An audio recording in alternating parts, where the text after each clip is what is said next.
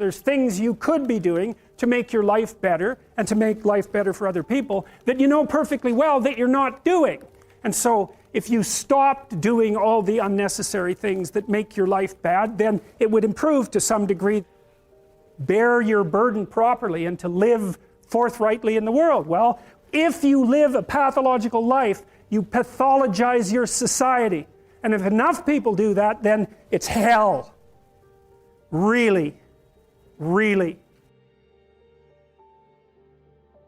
Conditions of human life are such that suffering is an integral part of existence. Now, it's an important thing to understand. It's also a viewpoint shared by the bulk of the great religious systems of the world. Life is suffering. Why? One reason is because of society's arbitrary judgment. Every single one of us has traits and features and quirks and idiosyncrasies that are far from ideal and that are judged by the standards of society as insufficient. And so you suffer because of your imperfect insufficiency in the eyes of others. But the thing is, it doesn't matter what society it is, although they vary in the degree of their tyranny. The mere fact that you're grouped together with other people and have to come up with a common value structure in order to live together means that many of the things that characterize you are going to be suboptimal. And so the price you pay for social being is that much of you is deemed insufficient. Now, hopefully there are various ways that you can be within a society that's sufficiently diverse so that you can find a place where what's good about you in the eyes of others and perhaps in your own eyes can flourish of its own accord. Because you don't have to be good at everything. If you can be good at one thing well enough, that might allow you your niche. And hopefully a healthy society allows for that. Certainly societies can become so tyrannical that they don't. So you can lay one source of human suffering at the feet of tyrannical social structures, but the other element of it, clearly, is the mere fact of the arbitrariness of the natural world. You have a lifespan that's going to be counted in the number of decades that you can count on two hands. And that has nothing to do, technically, with the tyranny of the social structure. Now, you could say, if we got our act together more completely, perhaps you could live longer, and fair enough, but the fact of the limits of your lifespan and the suffering that's necessarily a consequence of that, the death of your parents and the death of most people that you will know before you, means that that part of suffering is an integral part of existence itself. By the same token, you have your own responsibility for some of your unnecessary suffering, because there's things you could be doing to make your life better and to make life better for other people that you know perfectly well that you're not doing. And so if you stopped doing all the unnecessary things that make your life bad, then it would improve to some degree that is not really computable, because you don't know how far you could push that. So there's three reasons why you suffer, and one is, well, look at you and the way you're built. It's inevitable. There's not very much of you and there's a lot of everything else. And so you just don't last that long, and you're fragile across multiple domains, and then you're harshly treated by society, and there's no doubt about that. And then there's responsibility that can be laid at your own feet. The proper pathway through that is to adopt the mode of authentic being. And that is something like refusing to participate in the lie, in deception and the lie, to orient your speech as much as you can towards the truth, and to take responsibility for your own life and perhaps also for the lives of other people. And there's something about that that's meaningful and responsible and noble. You need something to shelter you against your own vulnerability. If you're in a situation that's characterized by psychopathology, if there's something wrong with you mentally, that's a consequence of something gone wrong. But that's not the existentialist take. The existentialist take is, no, that's just how it is. That's just how it is. You don't have to necessarily have done anything wrong for things to get completely out of control. It's a terrifying doctrine, but it's not a hopeless doctrine, because it still says that there's a way forward, there's a pathway forward, and the pathway forward is to adopt a mode of being that has some nobility, so that you can tolerate yourself and perhaps even have some respect for yourself as someone who's capable of standing up in the face of that terrible vulnerability and suffering, and that the pathway forward, as far as the existentialists are concerned, is by Well, certainly by the avoidance of deceit, particularly in language, but also by the adoption of responsibility for the conditions of existence and some attempt on your part to actually rectify them. And the thing that's so interesting about that is, well, two, as far as I'm concerned, and some of this is from clinical experience, you know, if you take people, and I've told you this, and you expose them voluntarily to things that they are avoiding and are afraid of, you know, that they know they need to overcome in order to meet their goals, their self-defined goals. If you can teach people to stand up in the face of the things they're afraid of, they get stronger. And you don't know what the upper limits to that are, because you might ask yourself, like, if for 10 years, if you didn't avoid doing what you knew you needed to do, by your own definitions, right, within the value structure that you've created to the degree that you've done that, what would you be like? You know, there are remarkable people who come into the world from time to time, and there are people who do find out over decades-long periods what they could be like if they were who they were, if they spoke their being forward. And they get stronger and stronger and stronger, and we don't know the limits to that. We do not know the limits to that. And so you could say, well, in part, perhaps the reason that you're suffering unbearably can be left at your feet, because you're not everything you could be, and you know it.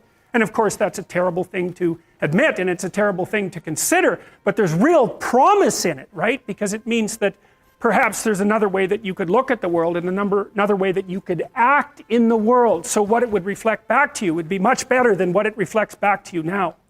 And then the second part of that is, well, imagine that many people did that, because we've done a lot as human beings. We've done a lot of remarkable things. About 250,000 people will be lifted out of abject poverty, and about 300,000 people attached to the electrical power grid. We're lifting people out of poverty collectively at a faster rate that's ever occurred in the history of humankind by a huge margin. So there's inequality developing in many places, and you hear lots of political agitation about that. But overall, the tide is lifting everyone up, and that's a great thing. And we have no idea how fast we could multiply that if people got their act together and really aimed at it. Because, you know, my experience is with people that we're probably running at about 51% of our capacity. I mean, you can think about this yourselves. I often ask how many hours a day you waste, or how many hours a week you waste. And the classic answer is something like 4 to 6 hours a day. You know, inefficient studying, watching things on YouTube that not only do you not want to watch, that you don't even care about, that make you feel horrible about watching after you're done. That's probably 4 hours right there. You know, you think, well, that's 25 hours a week. It's 100 hours a month. That's 2.5 full work weeks. It's half a year of work weeks per year. And if your time is worth $20 an hour, which is a radical underestimate, it's probably more like 50 if you think about it in terms of deferred wages. If you're wasting 20 hours a week, you're wasting $50,000 a year. Because you're young, wasting $50,000 a year is a way bigger catastrophe than it would be for me to waste it, because I'm not going to last nearly as long. And so if your life isn't everything it could be, you could ask yourself, well, what would happen if you just stopped wasting the opportunities that are in front of you? You'd be who knows how much more efficient. 10 times more efficient. 20 times more efficient. That's the Pareto distribution. You have no idea how efficient people get. It's off the charts. Well, and if we all got our act together collectively and stopped making things worse, because that's another thing people do all the time. Not only do they not do what they should to make things better, they actively attempt to make things worse because they're spiteful or resentful or arrogant or deceitful or homicidal or genocidal, or all of those things all bundled together in an absolutely pathological package.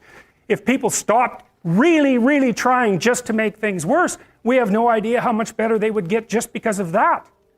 So there's this weird dynamic that's part of the existential system of ideas between human vulnerability, social judgment, both of which are major causes of suffering, and the failure of individuals to adopt the responsibility that they know they should adopt.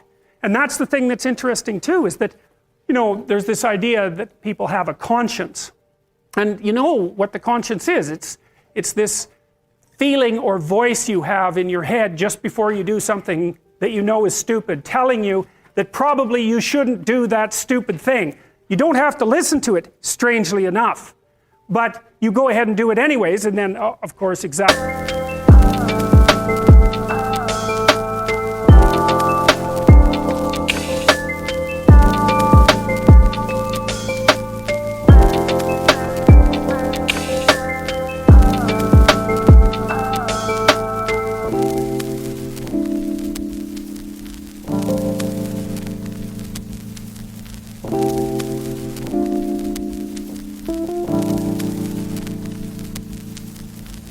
exactly what the conscience told you was going to happen, because you know, I knew this was going to happen, I got a warning it was going to happen, and I went and did it anyways. And the funny thing too is that conscience operates within people, and we really don't understand what the hell that is.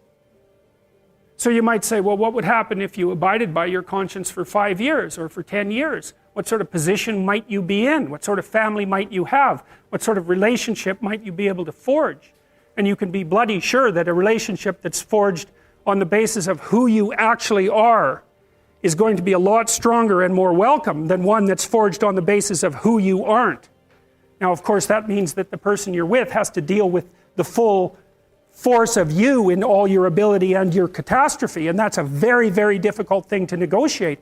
But if you do negotiate it, well, at least you have something, you have somewhere solid to stand, and you have somewhere to live, you have a real life. And it's a great basis upon which to bring children into the world, for example, because you can have an actual relationship with them instead of torturing them half to death, which is what happens in a tremendously large minority of cases. Because it isn't merely that your fate depends on whether or not you get your act together and to what degree you decide that you're going to live out your own genuine being. It isn't only your fate.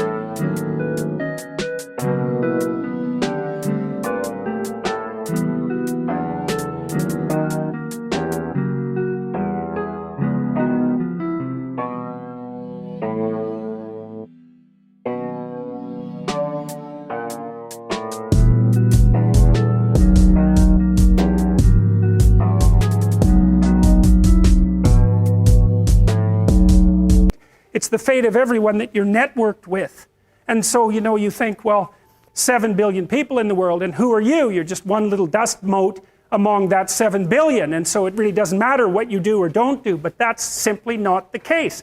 It's the wrong model, because you're at the center of a network. You're a node in a network. Of course, that's even more true now that we have social media. You'll know 1,000 people, at least, over the course of your life. And they'll know 1,000 people each, and that puts you one person away from 1,000,000, and two persons away from 1,000,000,000. And so that's how you're connected. And the things you do, they're like dropping a stone in a pond. The ripples move outward, and they affect things in ways that you can't fully comprehend. And it means that the things that you do and that you don't do are far more important than you think. And so if you act that way, of course, the terror of realizing that is that it actually starts to matter what you do. And you might say, well, that's better than living a meaningless existence. It's better for it to matter. But I mean, if you really asked yourself, would you be so sure if you had the choice? I can live with no responsibility whatsoever. The price I pay is that nothing matters. Or I can reverse it and everything matters. But I have to take the responsibility that's associated with that. It's not so obvious to me that people would take the meaningful path. Now, when you say, well, nihilists suffer dreadfully because there's no meaning in their life, and they still suffer, yeah, but the advantage is they have no responsibility. So that's the payoff, and I actually think that's the motivation. Say, well, I can't help being nihilistic. All my belief systems have collapsed. It's like, yeah, maybe. Maybe you've just allowed them to collapse because it's a hell of a lot easier than acting them out. And the price you pay is some meaningless suffering, but you can always whine about that and people will feel sorry for you, and you have the option of taking the pathway of the martyr, so that's a pretty good deal, all things considered, especially when the alternative is to bear your burden properly and to live forthrightly in the world. Well, if you live a pathological life, you pathologize your society. And if enough people do that, then it's hell. Really. Really. And you can read the Gulag Archipelago if you have the fortitude to do that, and you'll see exactly what hell is like. And then you can decide if that's a place you'd like to visit, or even more importantly, if it's a place you'd like to visit and take all your family and friends. Because that's what happened in the 20th century.